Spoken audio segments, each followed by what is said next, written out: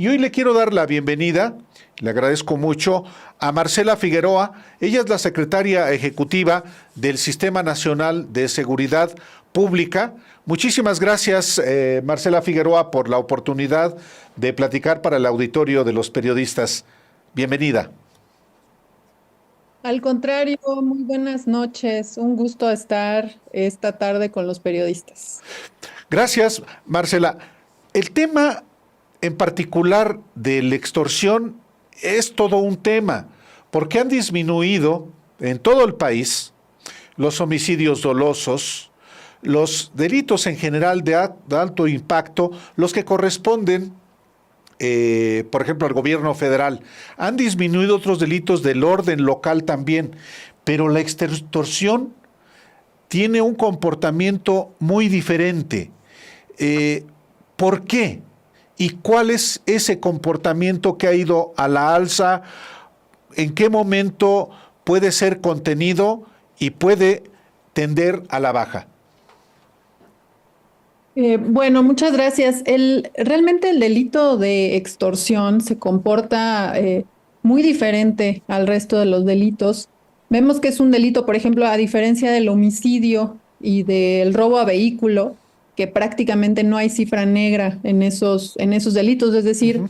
eh, denuncia, ¿no? Prácticamente la gran mayoría, casi el 100% de las personas que sufren, ¿no? Que son víctimas del robo de su vehículo, van y lo denuncian, principalmente por la razón de, ¿no? Que se cobra el seguro, también por protegerse, porque probablemente puedan hacer un mal uso, ¿no? Del vehículo y cometer algún delito, y la gente, ¿no? Se protege ante este hecho. Entonces casi no tenemos cifra negra en robo de vehículo, y el homicidio también por las razones propias de este delito, tampoco hay muy poca cifra negra.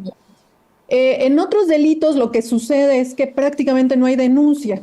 Hay que recordar que lo que cuando nosotros presentamos como gobierno federal o incluso las entidades presentan su información de incidencia delictiva, de lo que estamos hablando son denuncias cuando un ciudadano va al Ministerio Público, a la Fiscalía del Estado y pone, ¿no? Una denuncia por haber sido víctima de algún probable hecho delictivo. En el caso de la extorsión, esto sucede muy poco, precisamente porque hay miedo, ¿no? Se genera un miedo muy grande de la víctima, que si voy a denunciar, voy a tener alguna repercusión en mi, ¿no? En mi seguridad, ir a denunciarlo. Es por esto que no se denuncia. Y decimos que funciona muy distinto, ¿no? Cuando se lee, en efecto, hay un incremento. Ayer dábamos en la Sí. mañanera con la presidenta la información de la incidencia delictiva con corte a junio de este año, y lo que informábamos y hemos informado los últimos meses, hay reducción en todos los delitos menos en la extorsión. Sin embargo, y a lo mejor se va a escuchar contradictorio, pero en delitos como esos, lo que quisiéramos, el escenario ideal, al menos en este momento, no para siempre, pero en este momento, es lo contrario.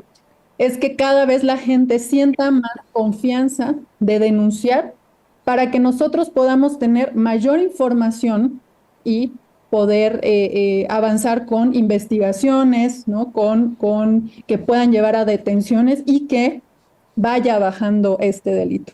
En ese sentido, la iniciativa, ¿no? Que anunció la presidenta, la doctora Claudia Sheinbaum, el día de ayer, es muy importante porque primero lo que ella va a enviar, o ya no presentó ayer en el Congreso y ayer mismo lo firmó, es una iniciativa para que se reforme la Constitución y faculte al Congreso, en este caso, para que pueda legislar. Primero se tiene que hacer eso, que el Congreso tenga facultades de legislar en materia de extorsión, y posteriormente el gobierno federal enviará una iniciativa de ley general en materia de extorsión, con la finalidad de que este delito se persiga de oficio, es decir, que la víctima puede denunciarle a la autoridad, pero si no quiere ir a ratificar, se puede, ¿no? Continuar con esta investigación, y la autoridad tendrá la obligación de investigarla de oficio. Por eso es tan importante, y que se homologuen los tipos penales, se homologuen los protocolos de investigación y de atención a las diferentes modalidades que hay en el delito de extorsión.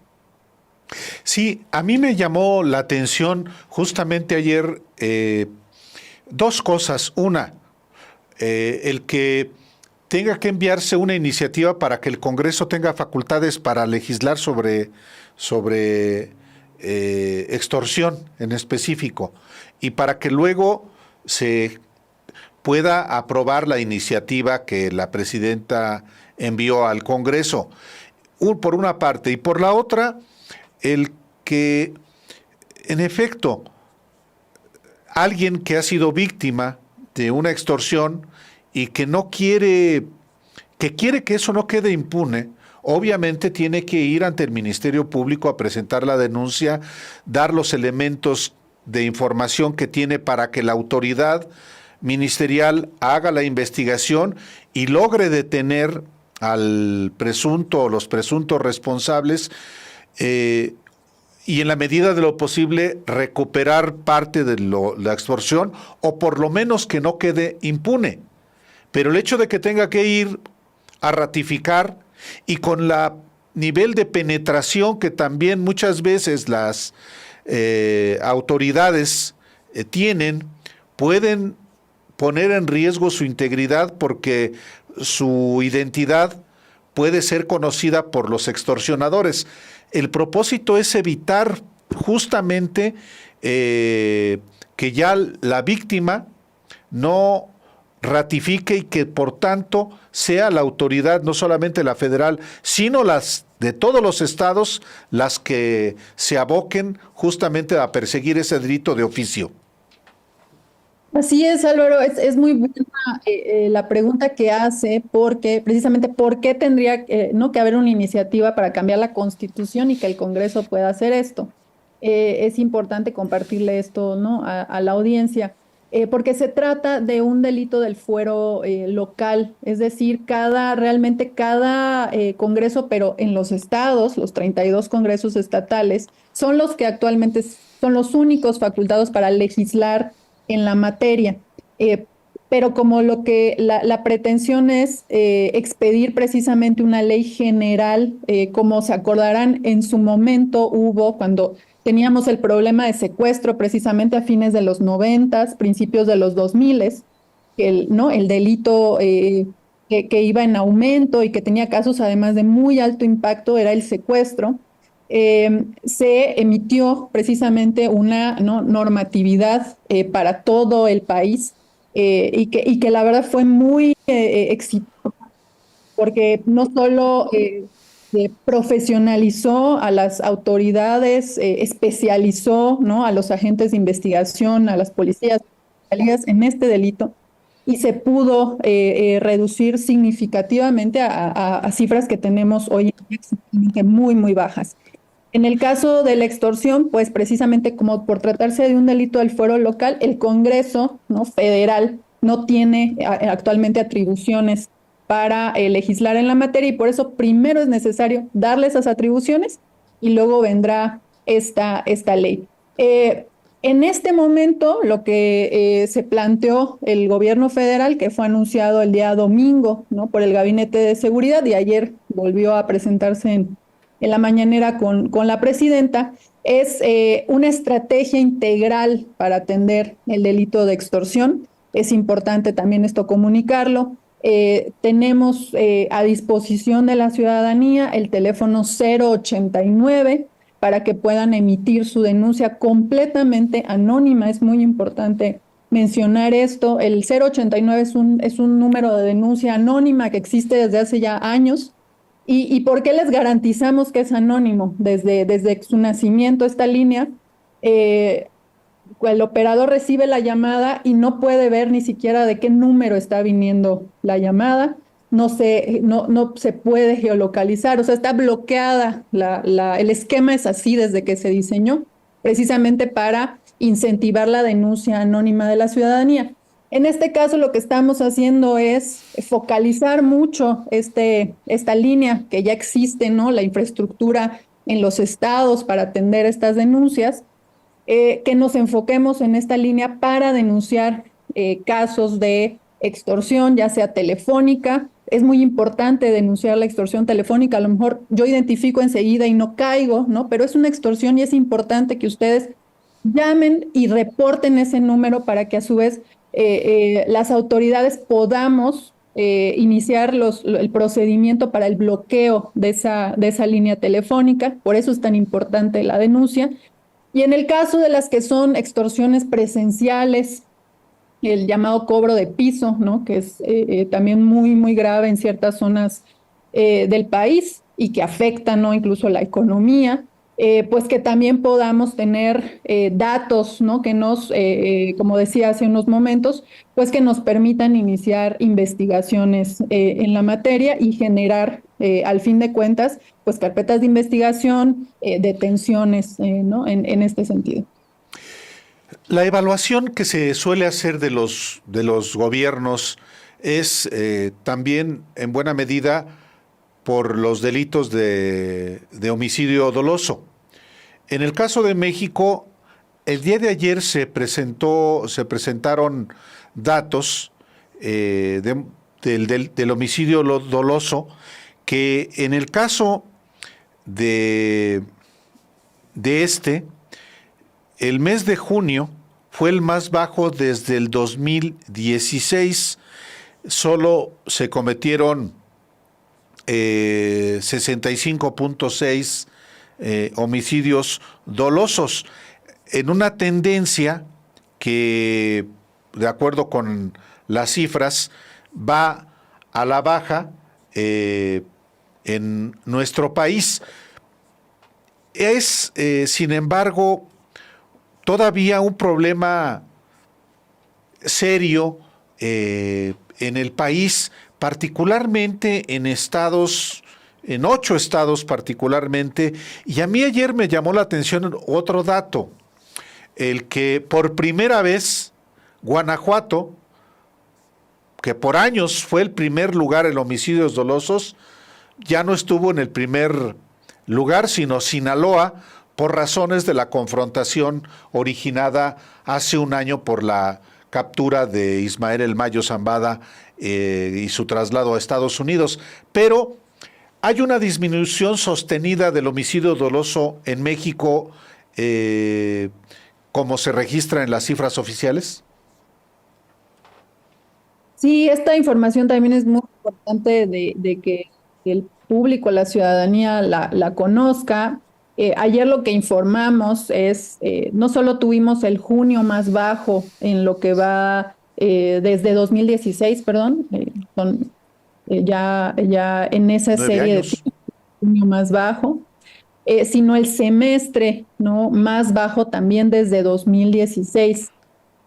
Como bien señala Álvaro, si bien hay una disminución muy importante desde que inició el gobierno de la doctora Claudia Sheinbaum, hay una disminución de prácticamente el 25% en el promedio de homicidios diarios que se registran en el país, que en junio precisamente cerró con 65.6 homicidios diarios. Cuando inició la administración, septiembre de 2024, estábamos en 86.9. Estos son 21 homicidios menos en 9 meses diarios. Eso es importante señalarlo. 21 homicidios menos diarios que se cometieron en junio respecto a septiembre que inició la administración. Es una reducción muy importante porque no llevamos ni siquiera un año de gobierno. Y cuando nosotros decimos hay una disminución, en ningún momento estamos queriendo decir ya es un problema resuelto, en absoluto. Hay que seguir trabajando. Son 25 estados que presentan disminución entre el primer semestre de 2024 y este primer semestre de 2025, repito, 25 estados que presentan disminución. Hay 7, ¿no? En los que algunos más, Sinaloa es realmente el que presenta un incremento precisamente por la situación que señala y que es ¿no? del conocimiento de todas y de todos. Y hay incluso estados que suben 0.03, que no es realmente significativo, que prácticamente quedan igual. Realmente donde vemos el foco es en Sinaloa, que sí, en el mes de junio quedó en primer lugar en el número de homicidios. En segundo lugar quedó Guanajuato. En lo que corresponde al semestre, Guanajuato sí sigue siendo el primer lugar porque todavía los primeros 3 meses del año fueron muy altos para Guanajuato, aunque ha tenido una reducción desde ese momento del más de 50% en la reducción de homicidios en estos otro segundo trimestre del año. Pero en ese sentido van los datos de homicidios, que es, como decía al inicio de esta conversación, pues el indicador, digamos, más confiable para medir. Internacionalmente es el estándar para medir nivel, ¿no? Porque prácticamente no se puede negar. Hay pues una estrategia pues para disminuir los homicidios a partir de ir contra los generadores de violencia, pero hay también, como en el caso de Sinaloa, pues unas variables, en este caso, y muchas veces en el análisis no se considera que hubo una acción, digamos que entre facciones de un mismo grupo y que después se ha derivado en una negociación o fue parte desde el principio de una negociación de un grupo con el gobierno de Estados Unidos para secuestrar la otra parte. No se entiende, digamos, la espiral de violencia en Guanajuato sin este factor endógeno o esta variable no prevista en la lógica del comportamiento criminal de los grupos. Totalmente, lo que vemos en Sinaloa, precisamente se va a cumplir un año de la detención del Mayo Zambada en este julio, y es precisamente a partir de eso. En Sinaloa teníamos promedios mensuales de 1.1, 1.2, hasta menos de un punto 9, así eran, cada mes era el corte de Sinaloa, y vemos que después de que sucedieron estos hechos en julio del año pasado, en agosto empieza a subir y realmente en septiembre es que, ¿no?, se agudiza esta crisis en el estado. Hay una estrategia muy particular, ¿no?, para el estado. Se han decomisado todos los días la coordinación del Gabinete de Seguridad y las fuerzas federales que están desplegadas en la entidad, y por supuesto también las autoridades estatales, ¿no? Tenemos decomiso de miles de toneladas de droga, de detenciones muy, muy importantes, incluso de cabecillas, ¿no?, de los grupos de crimen organizado en la entidad, detección de narcolaboratorios, de zonas de concentración, y eso todos los días también va reduciendo, ¿no?, su capacidad, no solo de fuego, sino también adquisitiva, ¿no?, y de manejo de flujo económico también. Y en eso está enfocado también el gobierno federal.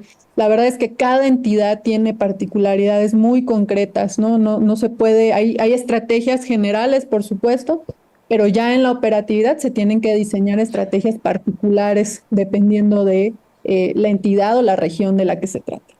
Por último, y justamente a un año del secuestro y del traslado de Ismael El Mayo Zambada a Estados Unidos, Sinaloa es el estado que más cruento en términos de violencia en el país. Bueno, depende, ¿no?, de qué temporalidad midamos, pero sí junio, concluye junio con en primer lugar Sinaloa. Como decía, ¿no?, tenemos prácticamente la gran mayoría de los estados con disminuciones muy importantes en la reducción de homicidios. Tenemos 4 entidades que han reducido más del 50%, ¿no?, el porcentaje de homicidios entre el primer semestre del año pasado y y está, ¿no?, el caso de Sinaloa. Si vemos la temporalidad del semestre, Sinaloa está en segundo lugar, sigue estando en primer lugar, como decía hace unos momentos, Guanajuato. Efectivamente, pero Guanajuato vemos eso, ¿no?, ya una tendencia muy sostenida a la baja. Entonces en Sinaloa tenemos nosotros que seguir trabajando. Muchísimas gracias por la oportunidad de informarle al auditorio y como siempre, pues muchas gracias. Esta es su casa. Al contrario, Álvaro, un gusto estar aquí y estamos a la orden cuando se necesite informar a la ciudadanía. Muy buenas noches. Muy buenas noches a Marcela Figueroa.